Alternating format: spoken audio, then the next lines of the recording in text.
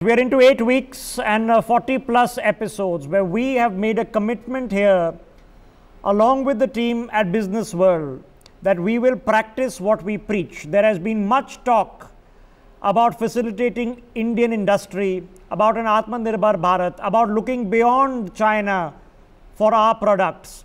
Well, we can't do that if the companies operating in India and other companies from across the world looking to operate in India aren't given the same space, both in terms of actuality in corporate transactions and what we buy, but also in the mind space of us Indians. It's been a relentless campaign, and let's continue it in this special broadcast. Joining us now, we have Konark Singhal. He's founder and CEO of Mount Blue Technologies. Ms. Sonia Sahni, she's director and CEO of Pomelo Digital. Mr. Greg Moran, co-founder and CEO of Zoomcar, is with us. Mr. Akash Hegde, co-founder and MD of Shakedeal. We also have Mr. Jitendra Choksi, founder and director of Fitter, as well as Mr. Rajkumar Jalan. He's CEO and MD of IndiaOnline.in, and of course, as always, chairman and editor-in-chief of BW. Anurag Batra joining us. Anurag, can you help us set up today's episode? Thank you, Rishabh. NewsX has been at the forefront of looking at the developments on the border in Rajasthan, and we've been looking at this debate between lives and livelihood. Today we have a very eclectic panel, and we'd like to start by asking them, and I start with Greg. Greg, you come from a domain which is all about outdoor. It's about traveling, it's about going out, it's about sharing cars, in some way, at least in the old way. Your business has been impacted tremendously. What are you doing to make sure you reinvent yourself? And what do you think of the economic stimulus that the Prime Minister has given us? Sure. Just to start on the former, for Zoomcar specifically. So you're right. I mean, there's no doubt that anyone in the travel space, mobility space, there's been a significant disruption over these last 4 months or so. And I think the focus though for a brand like Zoomcar as a platform has been to kind of really kind of connect back to our roots as really a personal mobility enabler. And if you really think about our product categories, we have a long-term offering which is around subscription, which allows people to take vehicles for much longer periods of time for personal use, personal commute, personal just general use cases day to day. And that's actually responded quite well. And then also kind of medium-term segments where you can take a vehicle for a couple of weeks. So those products we have evolved. So it's a little bit less focused on the sort of shared aspect of mobility, but a little bit more privacy, a little bit more private, more personal mobility. As it relates to the broader stimulus that's been announced, certainly I can comment upon being a direct recipient of the broader moratorium announcement that the broader finance ministry has worked on, and I think that's been a very, very wise move because it's allowed for a lot of relief in the segments that are really impacted the most on a day-to-day basis. And I think for the SMEs and players like ourselves, this is obviously a big boon and a big relief to have this 6-month moratorium. Okay, Greg. Sonia, this is your second career as an entrepreneur, and you're starting in crisis times. Tell us, how do you see the current economic scenario, and when do you see the demand in various products and services coming back? We did a soft launch, Anurag, sometime in January, and we were kind of just setting stage, and COVID happened, and everything came to a standstill. But we had some client engagements, and we sustained that. So I think while we sustained ourselves, we also went out into the market, knowing that digital has been the savior for everybody else.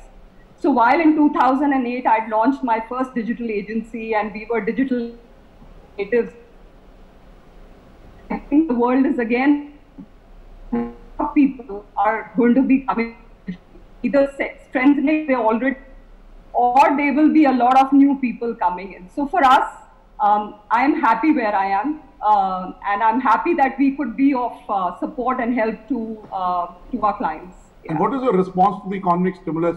Has it impacted you or the entrepreneurs around you? Yeah, and especially really, MSMEs and small businesses, while loans have been deferred and all that has happened, I think we're all also looking at primarily some tax rebates to come in. because for a small business to sustain, at the end of the day, demand will be generated by employment, and you have to continue to retain your employees. So, so I think the government needs to continue to support and take a call as and when they are going forward in terms of supporting us and small. So you mean that the government has done well, but there needs to be a constant support from the government. So maybe a second package or a third package should come from government, which may include some of the things that haven't been included. Coming to you, Mr. Jalan, again, what is your response to the economic stimulus, and where do you think the economy is headed? Anurag, first of all, thank you very much for having me on this panel. You see, I think the unforeseen situation that we are all seeing because of the pandemic, we have to have a multifaceted approach towards the whole situation today.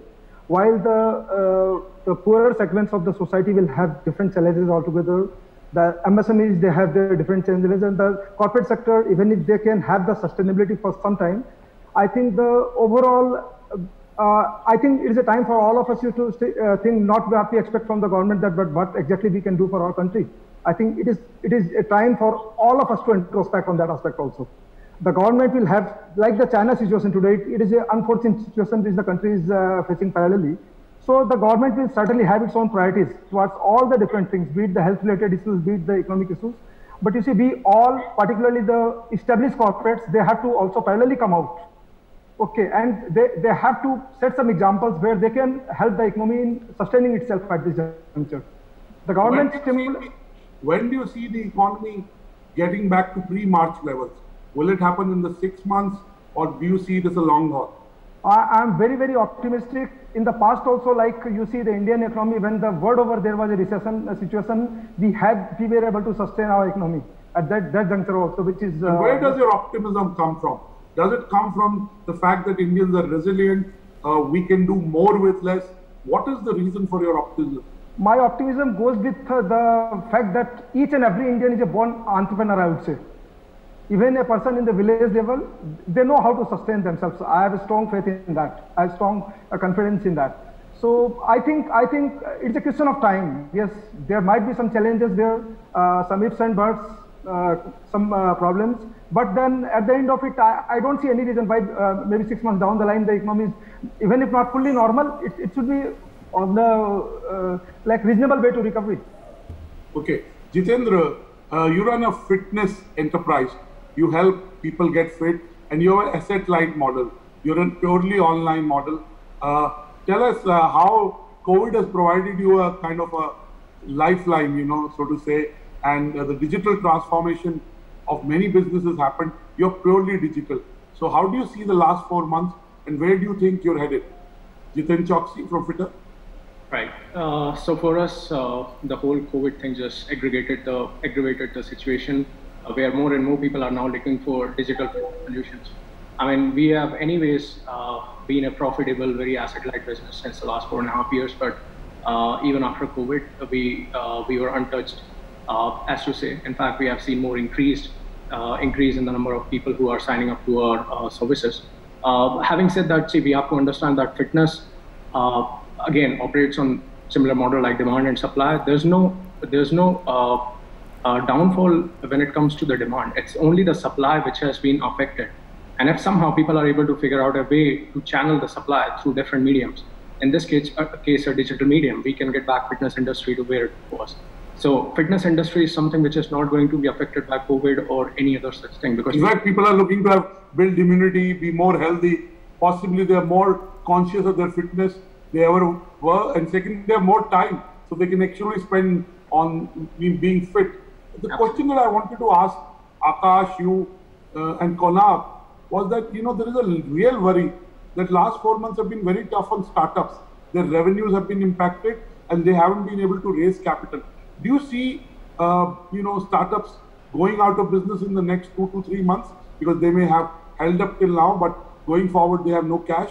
I want your comment, Jitendra, and then I want to go to Akash and Konark. Look, I think the situation, even at the past, wasn't any different than what it would be in the near future. So we have to also see the past track record of how most of the startups have performed in the past. Like typical lifeline for any startup in the country is between 3 to 6 months. And only 10% of these startups actually survive beyond the period of 6 months, in which case they end up becoming a good product market fit and startups which thrive. COVID might affect funding, that's for sure.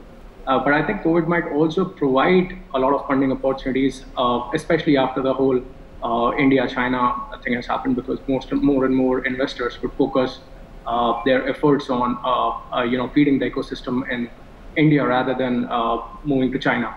And I think that is going to bring a large sum of investment. However, it depends on people who are actually solving the problems. So all that matters is if you're solving a problem, and if you are able to solve that problem for the masses, you should not be having any problem. Okay, so if you have a model, it should work. And as Anurag was saying, Akash, why don't you take the same question? Because are the purse strings rules? I mean, if you want to get funding and you have a viable model, it might be a digital model, it might be a physical and digital model. Are people willing to open up their purse strings, or is the hesitance still there? Yeah, well, to answer the same question, I think all of us can agree that all business models have been tested by the COVID crisis, right? Perfectly healthy business models have gone for a toss because of COVID. As a result, many startups have been adversely affected, with some even facing, close to zero revenues. The MSME package that the government has come up with is actually now also applicable to startups because of the reworked definition of MSMEs. But if you're talking about equity funding coming in for startups who are severely affected, then I think yes, the government needs to step in. It needs to take measures to help these startups so that they can come back on track. But that being said, I think it's a good time for startups to focus, take a step back, focus on, say, unit economics, and also explore options for M&A and consolidation. Because I think there's a time where you're going to have the valuations are going to be attractive. There'll be opportunities for not just acquisitions for that matter. I think there are going to be opportunities for strategic investments by these bigger players into smaller startups. So I think I know you guys interact amongst your own startup community. Akash, is there interest coming in for exactly these, for stake sales? Because the contrarian logic also applies that globally, not just in India, money is available cheaply. It might not be flowing, but theoretically it should be available cheaply if you want to raise money now. Yeah, so I mean, it really depends on your business model that you're operating. See, I'm a strong believer of, I think the next decade or so is going to be very good for all digital technologies. We personally, Shake Deal is a procurement-focused B2B e-commerce player. And I look at the COVID crisis as, if you can say, a second coming of e-commerce, right? If you thought Flipkart and Amazon was, in the heydays, that was the peak of e-commerce, I beg to differ. I think there are 100 million shoppers online in India right now, but over the next decade or so, that number is going to go to 400, 500 million shoppers. That number is already at 600 million shoppers in China. So if your business model is right, this COVID has in a way accelerated a lot of stuff which otherwise would have taken so long in India, right? During the COVID crisis, you've had so many people going online and shopping for the first time.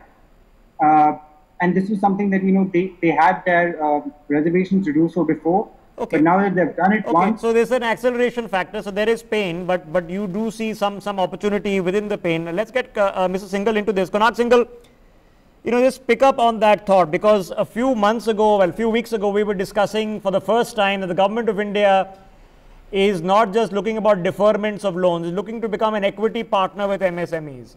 That we'll come and we'll take equity stake and then we'll help you guys do listing, and once you do listing, we'll create a huge fund, 20,000 crores and aim to 1,00,000 crores. Now, I know these things are slow in moving sometimes, but are you seeing a mindset buzz that is now being created? Look, so from an entrepreneur point of view, frankly, I don't see, when I talk to my friends in the startup community, I don't think people really bothering about or talking too much about what's the government doing for us. I think, as Akash said and before that Jiten said, some sectors are seeing a lot of uptake, and those entrepreneurs are not holding back and thinking about what can the government do for us, right? I'm sure Jiten is seeing a lot of uptake on his own online health, and Akash is seeing a lot in his e-commerce.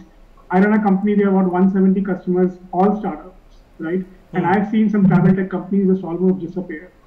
And I've seen some SaaS companies, for example, a company called AirMeet, which is like a substitute for Zoom out of India.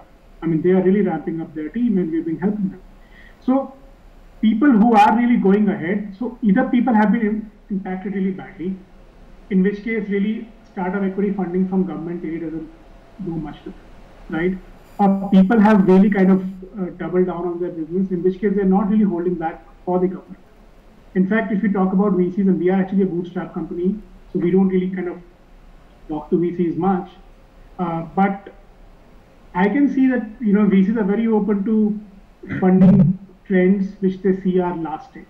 Okay. Right? So there is some sort of a circumspection about, is this trend going to last beyond COVID? Okay, but I have to ask you this question before I go back to Anurag and take this from a different tangent. But in this case, Konark, there was a conversation that we were beginning to have, in the global startup culture after after WeWork, that this is not just about revenue, that there has to be some profitability. Are you seeing that coming? That people are saying that look, Anurag, go ahead. Point, for the first time, startups are starting to believe in the mantra that costs have to be lesser than revenue.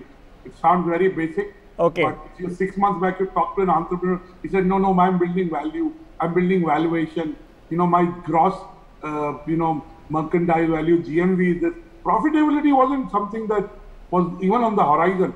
So, very good question, Rishabh. Konark, your response? No, I definitely think that a path to profitability has to be much more clear now than it needed to be about a year back or 2 years back.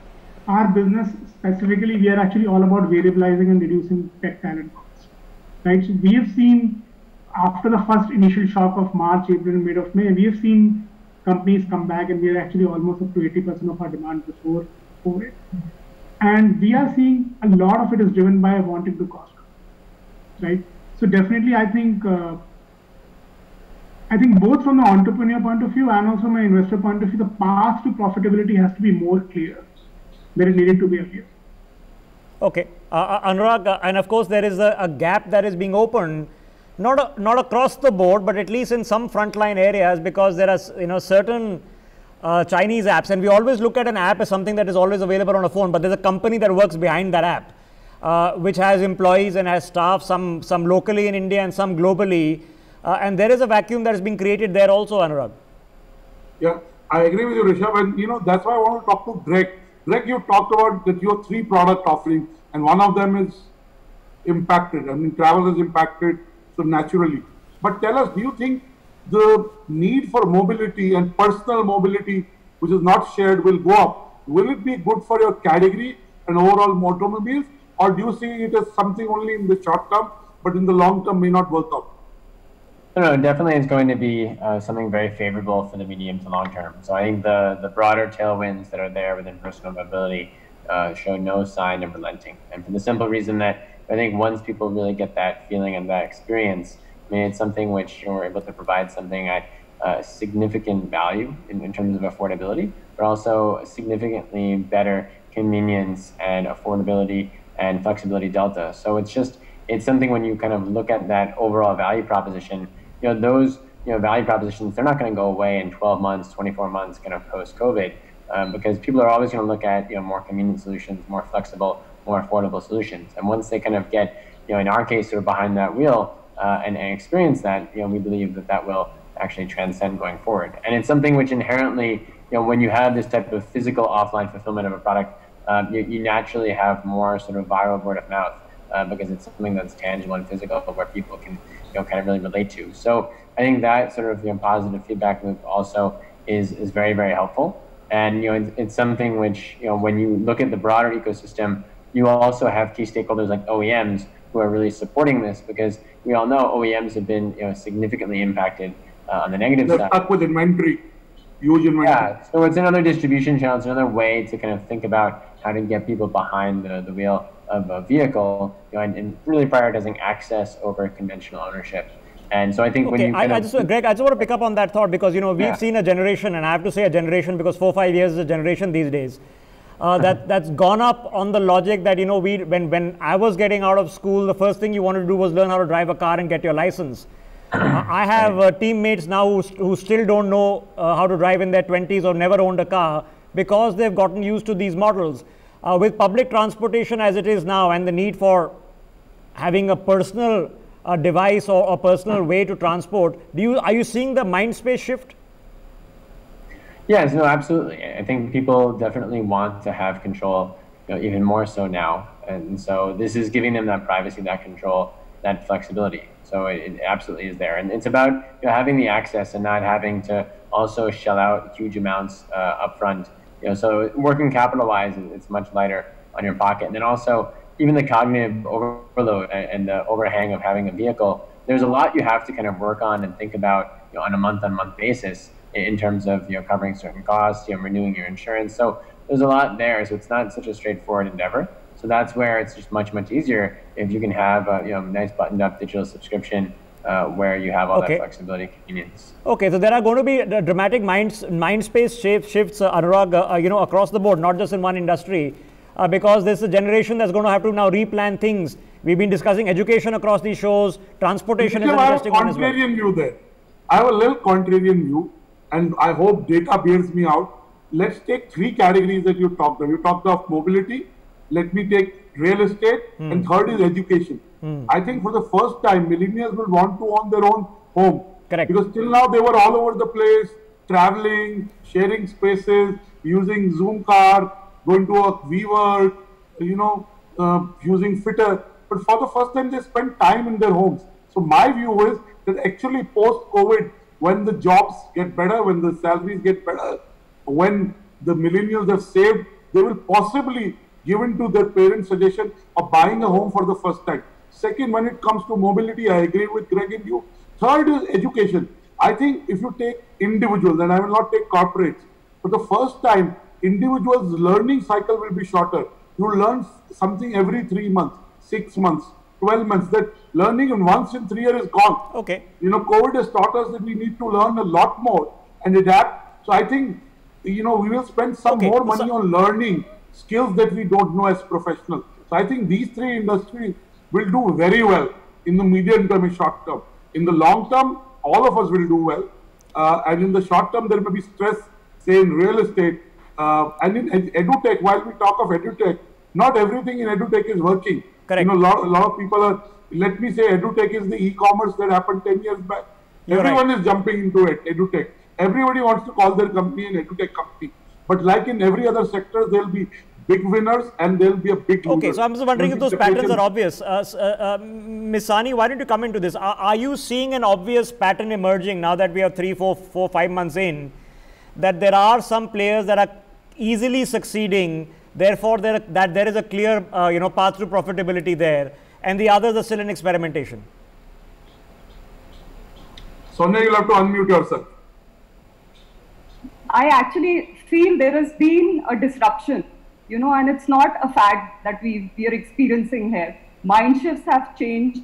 As Anurag rightly said, people have been in their homes, motivations, what they believe in is totally changed. And there is a lot of opportunity for a lot of, the sectors we've talked about. For example, we work with a lot of corporates in terms of their employer branding space. And a lot of corporates are saying today that we would like to work from home, which was initially a big no, in advertising. You could never imagine advertising companies and digital marketing companies working. Media companies. Media. Now everything has it's going to be seen from a different lens, for sure. Absolutely. Okay, I can't agree more. And it's going to be a lot of new opportunities for a lot of people. I mean, Zoom for me, I'm an avid traveler. And for me to just get back driving is it's there. But what will happen, we'll have to see. Because you're also worried about your safety as you go forward. And, I want to go to Jitendra for a sec. See, the elephant in the room is demand. Jitendra, I want to know pre-COVID, if you had, let's say, 100 people in February using your product, today in July, is it 200, is it 150, is it 500? And when do you see, I would like this question to be addressed by all, when do you see demand coming back? Jitendra? Like I said, the demand for fitness industry is always there. The demand for fitness products is always there. However, the big problem is how do you take the supply or the service to the customer who's demanding that service? So just to come back to the numbers, for example, there were roughly around 3,000 people who were taking our services in January. Now the number has changed to 4,600 in July. So there's definitely a huge increase. And it's also happening because there's only a handful of online players in the market. So all that offline churn is happening, and somehow all the people who were working out in gyms, because they cannot go to the gym, they are definitely turning towards the digital fitness space. But Jitendra, do you see that as a more permanent shift, or is it going to be a COVID only shift? Because I'm seeing a lot of people that when they can't go to the gym, so they are now buying more gym equipment at home to to move away from just stretching exercises into more serious exercises. So is that going to make the shift more permanent? No, it's the shift has already been happening. If you look at US today, one of the biggest fitness companies is Peloton. Then you have Mirror, then you have Tono. So all that shift has already been happening in some of the countries, and we have also realized that when people work out from, and if the environment is conducive, if you can bring in the element of community, sometimes home workouts are as much fun or even more fun than working out in the gym. Plus, you don't have to stick in the traffic. You don't have to worry about catching an infection. So home workouts are definitely going to be a big thing. Okay. Okay, because I don't know whether a reverse change happens at the end of it. Anurag, why don't you get Mr. Jalan in before we take a break? Because is there going to be, once this ends, and it might end in 3 months, 4 months, 6 months, but will we be reverting back to a normal, or will there be a new normal? Some of the consumer behavior is temporary. That's what Rishabh is asking. Mr. Jalan, we talk about this digital transformation, but a bit of it is forced. Once we have choices to do it or not do it, will we come back to our old ways?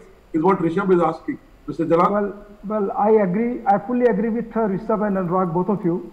You see, I think this is an absolutely temporary phenomena. We are changing our habits based on the priorities.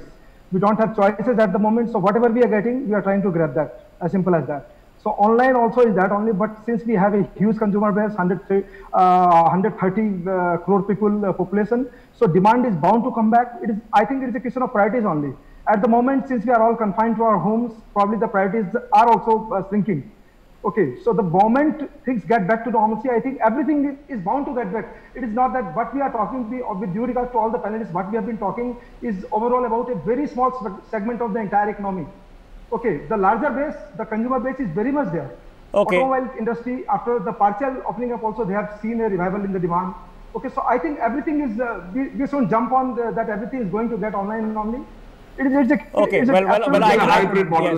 I can tell you that for 2 months I spent nothing on my credit card, but since then, since e-commerce has opened up, a little bit of retail therapy once you get back home has been helping out, keep us busy. At least you get a delivery at home and you feel good about yourself. Something has come from outside. Anurag, we have another 25 minutes. That big hole, or do we see a hole, or does it exist, or is it imaginary? Can it be planned for when some kind of vacation, whether forced or otherwise, happens from either Chinese apps or Chinese companies or Chinese products? Does that really exist? So, Rishabh, I'll give you my viewpoint. All of these are technology and digital players. They can give, for example, Jitendra's Choksi's Fitter is pure play online fitness studio. So, and his customers are paid customers. To get close to 5,000 paid customers and have them on a sustained basis means there is value. The reason I labor that point is in a lot of categories where there is perceived value and experienced value, and we have seen efficiency and effectiveness that we've discovered. I think in those categories, we'll continue to use digital in a big way. And there are categories where there is a need for an experience, but right now that experience is not fully there. I think demand will come back in a hybrid model. That's my view. And I think marketing will become digital. If it's not digital, marketing will not be marketing. And the second thing I want to say is that at the end of the day, there are lots of domains where touch and feel is important. The more digital becomes important, the value of touch and feel goes up. Correct. So scarcity creates demand. As they say, the heart grows fonder if you don't see someone. Yeah. So I think we will have to wait and watch. But we've discovered that in some areas, digital works beautifully. We'll continue to do that. And over a period of next 5 years, I think the digital world will go away, because if every business needs to be digital. Okay, so I'm just wondering, I'm just looking at ad tech needs to be ad tech. At the point of industry domination, and Akash, why don't you take this thought? Because we've seen industry domination, at least in the social media space, in e-commerce platforms that have been basically foreign developed platforms that are either dominated or bought out Indian platforms.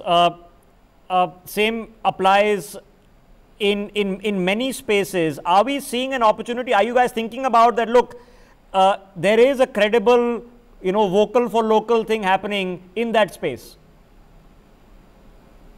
Yeah, absolutely. I think, see, we're at a time where we know that the next 10, 20 years, you're going to have digital on steroids, right? And that creates a lot of opportunities for both Indian startups and actually, for that matter, even foreign companies who see India as a great, a great country to actually invest in over the course of the next 10 years. And we are seeing this happen, right?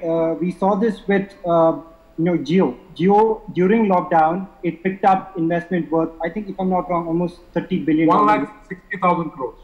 Yeah. 1,60,000. Yeah, both of you are correct, yes. Exactly. So that kind of interest in the Indian story is actually very reassuring, not just for the heavyweights like Reliance, but also for, smaller players like, the multiple e-commerce startups which are there in India right now. No, but so the reason I'm wondering this, and let me get Konark to ask the same question. Konark, you mentioned you guys are bootstrapped, but is the startup play in India and going ahead, is it still a acquisition model that let's get to a level at a certain level of funding and then let's sell out, or is it an actual disruptor model that we think we can not only dominate the market space here in India, but we can go abroad? No, I absolutely think we are. Look, I think this is a phase, right? So initially, probably 10 years back, we were selling companies at $50, $100 million. And then, you had the Flipkart phase where they sold for whatever, $15, $20 billion. I think soon you will start seeing companies, right? I think Mukesh Ambani has been very vocal that they want to actually list Jio and they want to list in Nasdaq, right? Jio is going to be primarily backed by Indian usage, right? Yeah. So I do foresee that, in fact, there are companies, there are customers that I know who have actually started IPOing on the NSE small market board. Okay. There's a company called EQT Networks, which is one of my customers, and they IPO'd on the NSE small market board. No, but what's the mind space? Konark, what's the mind space? Is the mind space that I want to hit a particular valuation and get out and cash my profits, or is it, listen, I want to go bigger and dominate the market space? No, I think the latter. I think there are many more people now who are not taking an opportunistic view, right? Okay. I think there are the entrepreneurs here, and probably Jiten will tell you and Akash will tell you that, and Greg will tell you that, they are not really thinking about their payday. I mean, Jiten is probably thinking about how many lakhs of people can he actually make fit every day, right? And Akash is probably thinking about how many people can buy from his platform, and so is Greg is thinking about how many people can actually use me as a primary mobility vehicle. Okay, so I think, no, because we bandy about the term, and I'll get Anurag back in on this, but Greg, we not only here in India, globally we bandy about the term disruptor, right? And we've learned the lesson of great disruptors like Airbnb themselves that have been disrupted. So what is the difference in your logic? Is your logic that, look, we want to build a successful company, a profitable company, and a good company, or do we actually want to completely redefine a paradigm? Sure. Well, no, I think ultimately, with any company, you just have to keep reinventing yourself all the time. And you have to keep iterating, you have to keep evolving. What worked a year ago, 2 years ago, there's no guarantee it's going to work going forward. So I think, what you really have to build on is your core values and your core principles to the customer. And then just keep, with that in mind, just keep evolving and iterating your offering. I think that's what the best companies, if you look, that's what Amazon has done over a period of 25 years, what Apple has done over a period of 40 years. These are companies that have stood the test of time doing that. So I think that's a really great lesson for everyone. But you have to just be in a constant change of, constant state of disrupting yourself and evolving it. Okay, so let me get Anurag on that thought, and Anurag, you can get the rest back in on that. I was tempted to you asked this question to Konark about whether Indian entrepreneurs are building companies to kind of sell, or they're building companies to kind of build global companies and do us proud. It's a combination of both. But I wanted to put that question to Sonia. Rishabh, Sonia sold her first company successfully to Publicis Group, and she started her second company. So let's see what she says. Well, you have me on the spot. Yeah. But on the hindsight, if I was to look back, I would have. There are inherent. There's passion, there's everything going when you run a company, right? And when you divest, whatever's said and done, that passion, that streak goes away. So, and I think there can be an immense value be created when you keep getting funding, but you don't divest your stakes completely. And I think I resonate a lot of people's sentiment here who've divested out of our space in terms of digital advertising. Also to add, I work with people. In fact, I'm a part of a board on a circular fashion startup. And, someone who's kind of dropped out of college and has put in everything on stake in terms of building a circular fashion app, started his journey in the US and brought it to India now. And he is extremely committed not for just divesting, but committed to grow this. Okay, so what would be the good cause, Sonia ji? Because I mean, the reason I'm trying to touch upon this is the mind space of an entrepreneur saying that when I'm starting a company, do I already have an exit plan in mind, or do I reach a stage where I frankly say that look, beyond this level, without help, it's not possible to scale? Rishabh, before Sonia, I want to say two things there.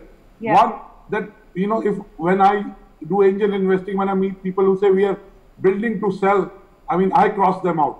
You don't know what will happen in the future. You're not an astrologer, you're not a futurist.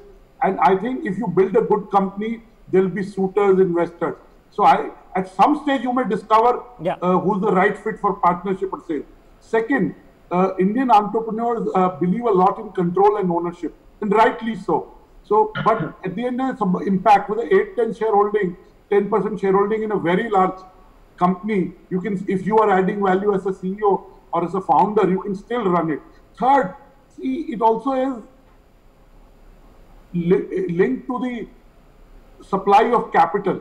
In India, the supply of capital is still not what it should be. Okay. Also, the cost of capital, both on the debt side, is very, very high. And equity capital, again, is not democratic.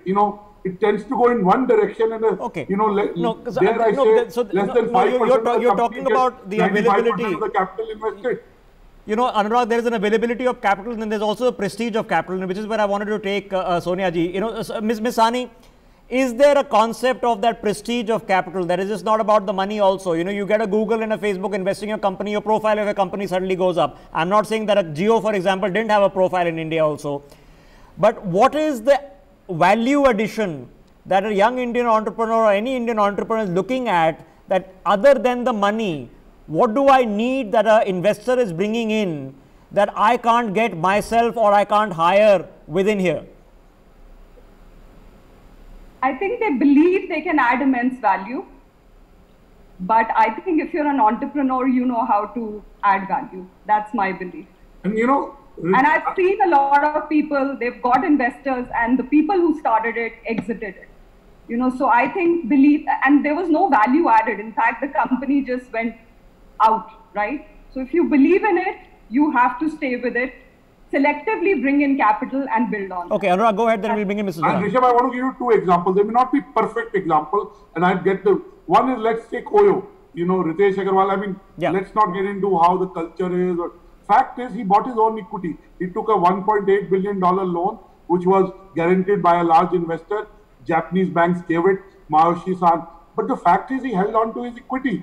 The fact is, Oyo without Ritesh Agarwal will possibly not be what it is, right? Right now, it may be in a tough space because the hospitality. Second thing, I want to tell you, a very wise investor told me, Rishabh, long time back, when I invest in companies, I pick up only 40%. I let the entrepreneur own 60%. He feels it's his company and he or she builds value for me, my 40%. So, the entrepreneur should get his freedom and a sense of ownership. Okay. That is not there. The heart is not there. The passion is not there. Okay, so we are all, I mean, hopefully all optimists here, and we are seeing a buzz that is happening, and talking to and seeing these broadcasts so often, perhaps that buzz is being injected into the larger ethos of the country, that look, we have our own entrepreneurs and we don't have to keep on looking at Silicon Valley. But Mr. Jalan, specifically, what is something that is still missing? Very practical things. Now, if you want to be a tech entrepreneur here, I'm not saying in the app building space, but if you want to make a physical product, you can't, because you can't manufacture silicon chips. I believe now Piyush Goyal has mentioned a few days ago that they're going to expedite a silicon chip foundry. We've been discussing that with Anurag here for I think a couple of months. So very happy to hear that, son. But there are certain limitations that India still has. What are those? Rishabh, very well said. I'll tell you a live example. Let's take the example of the solar photovoltaics. Okay. Yeah. India today is one of the largest importer of the solar photovoltaic cells. We have a huge requirement locally. Okay, all our future energy plants are based on that, but unfortunately, till now, we were lacking in the basic infrastructure. The local manufacturing facilities were not there. We were totally dependent on China primarily for import of the solar related equipments. Of late, we realized that, okay, why can't we have it here?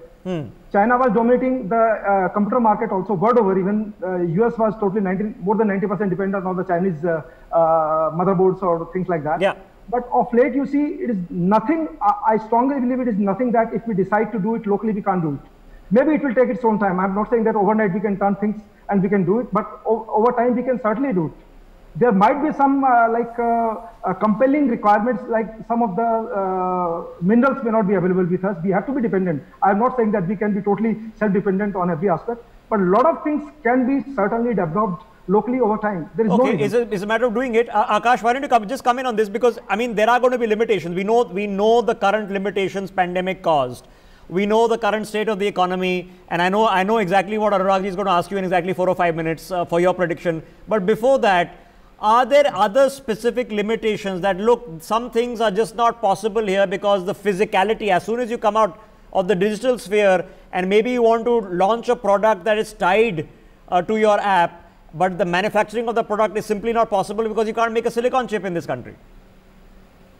Right, absolutely. I think India is certainly lacking in some places. If you look at our ease of doing business rankings, we are languishing, I think, in the hundreds, when it should actually be, and that's after we've improved almost by 80 or 90. Correct, right? So I think there's tremendous scope here to actually improve upon the land, labor, and capital laws. I think that's going to be the first thing the government needs to tackle head on.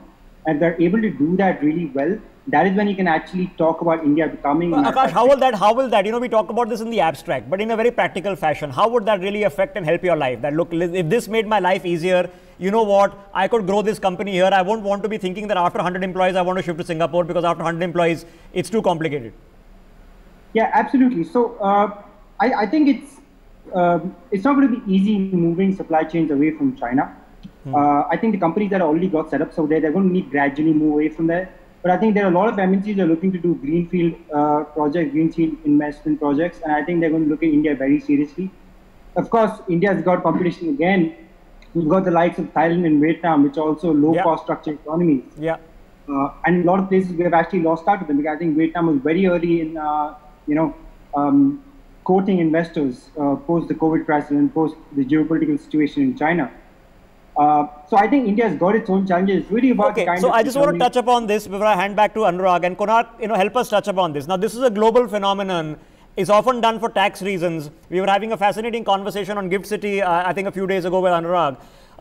But Amazon and all these big companies, they offshore their headquarters for tax reasons. But a lot of entrepreneurs here in India keep telling me they have that 100 employee cap, right? That after 100 employees, not for tax reasons alone, just for management and efficiency reasons, they don't want to be headquartered here. It's too complicated, there are too many hassles, and there are too many fears and risks involved which are beyond their control. Is that easing out now? I mean, there's definitely a lot of noise about it. Whether or not it eases out, probably only time will tell. Essentially, historically, as a country, we have incentivized companies to stay small, which is why when companies start to become big, they start thinking about how do we actually get out of this country. Companies become big and then they spawn another subsidiary so that can be small.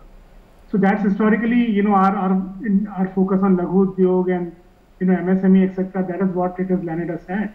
You can't have 100 people Foxconn. You can't have 100 people Wistron. So I think at least there is definitely a lot of noise about government understanding it.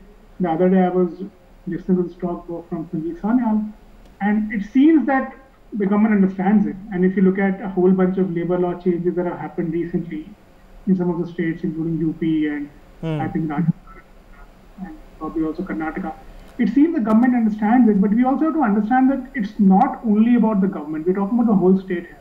So, for example, one thing I want to touch upon, which I rarely hear people talk about, but I really think that that's a big thing, is just the whole judiciary, right? How do I enforce contracts in this country?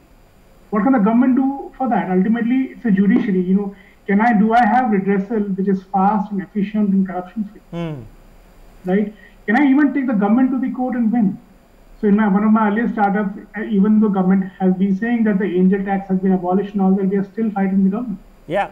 It has not been taken off from us, right? So I think there are, even though, in this country, I mean, if you look at the Indira Gandhi 20-point plan during emergency, one of the points was apprenticeship, right? India still has extremely low apprenticeship. Correct. So one thing that we have to understand in this country is that just because the Prime Minister may want something or the cabinet may want something, it doesn't automatically happen. The thought process of, that's the Vivad Se Vishwas thought process. It's rapid fire with Anurag. The Babu also has to push in the right direction. You bang on. You're singing to the choir. You're banging on there. Anurag, I know it's your rapid fire time. At the fag end of the show, what me and Rishabh would like to ask you is, you as entrepreneurs who are active, who deal with consumers, who have businesses, deal with investors, where do you see the Indian economy 3 to 6 months from now? We know in the medium term and long term we will do well. But do you see demand coming back in the next 3 to 6 months?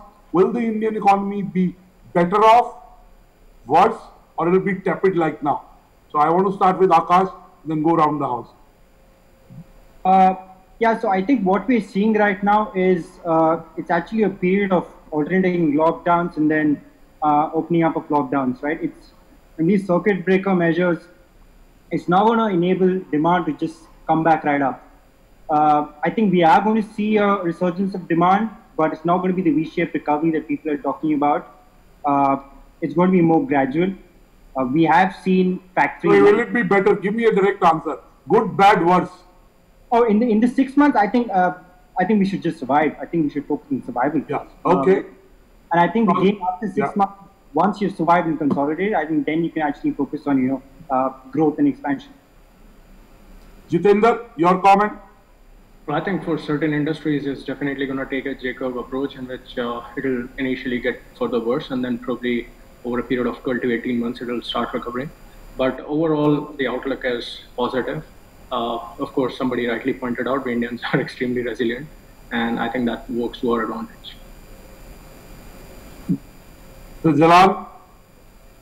Some temporary bumps here and there, but 6 months down the line, I think we should bounce back to normal, and then the growth is going to be very much there. We are an agricultural economy. I'm sorry, I'm taking a few more. We are primarily an agricultural-based economy. Luckily for us, again, the agricultural sector has done very well. So demand is bound to come back based on that also. Okay, Kunal? I think once this corona situation comes into control, we'll be back to where we were pre-COVID in 3-4 months. When I say corona situation comes into control, I would say, if I were to quantify it, let's say less than 1,000 cases. That's a big variable. When will it come into control? That's a big variable. So there's a big elephant in the room. 3 months, will we be better off or worse off? So we'll be better off, but the whole point is the big elephant in the room is coronavirus. Of course, that's why we are having this debate. So I mean, ultimately, if the virus continues to become more and more serious, then people are going to be forced. It's like saying I'll grow hair if I find a cure of an oil. The fact is that, is it possible to grow hair through an oil? But yes, it is, Anurag. Come on, of course, yes, it is. Absolutely, it is. Even though you look, you look great just like this. No, but Rishabh, I wanted to ask you didn't give your credit card to your wife. That's why there is less spending on your credit card. It's not because you are trust me, she has her own. That's another debate, but Greg, your final word. Where do you see the demand and the economy in the next 90 days? Sure, I see the status quo. I really don't see anything changing over the next 90 days to 180 days. I think January, Feb, March, that quarter, Q4, is probably when we start to see a little bit of a bounce. But until then, it's going to be very tough for the macro. Sonia, your last word? I think things will only look better in the first quarter of next year. Nothing, this year is washed out. It's washed out. Rishabh, back to you. Okay, so I think it's consensus for all of us that 2020 is a year we'll much rather forget, but unfortunately we won't be able to forget. There are opportunities and challenges, and the reason we're having this conversation is for a very colloquial aphorism that floats about in this country, which is called Ghar ki murgi dal barabar. We often look to Shanghai and Singapore and San Francisco and say, oh, look at the great things that people are doing there. Look at what great things Indians are doing there. And we forget that there are Indians right here doing great things right here. And I'm hoping that in the next episode tomorrow, we come and have a further conversation on companies that are being formulated right now, including some of them I'm hoping that you're seeing on the panel today, that 10, 20 years down the line will be globally competitive, if not globally dominating. And that's what we are hoping happens in this country, because if you succeed in India right now, it means you have a model to succeed in the world. India is by far going to be the largest market over the next 20 years. So if you can hammer it home and dominate the Indian market, you have a competitive model in terms of cost, in terms of efficiency, in terms of variability in language and social grasp and understanding. You can take on the entire world, and we're hoping to facilitate that cause. It's been a fascinating conversation. My thanks to Anurag and all of you for being part of it. For more such videos, subscribe to the NewsX YouTube channel, hit the bell icon.